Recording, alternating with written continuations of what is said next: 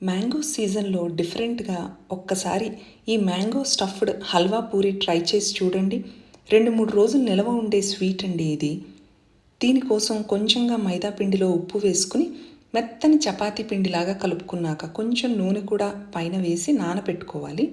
తర్వాత మ్యాంగో కేసరి చేసుకోవాలి. దీనికోసం రవ్వని కొంచెం నేతిలో వేయించాక 1 కప్పు నీళ్లు, 1 కప్పు పంచదార, 1 కప్పు మ్యాంగో జ్యూసు వేసి దగ్గరికి వచ్చే వరకు మనం కేసరి రెడీ చేసుకుని ఆరాక ఇలా బాల్స్లా చేసుకోవాలి. ఇప్పుడు ఈ మైదా పిండిలో కనుక మనం స్టఫ్ చేసుకుని మందం పూరీల్లాగా ఒత్తుకోవాలండి అన్నిటినీ. తర్వాత మీడియం ఫ్లేమ్లో ఈ పూరీస్ని ఫ్రై చేసుకుంటే మనకి బాగా పొంగి చాలా టేస్టీగా మ్యాంగో హల్వా పూరీస్ రెడీ అండి.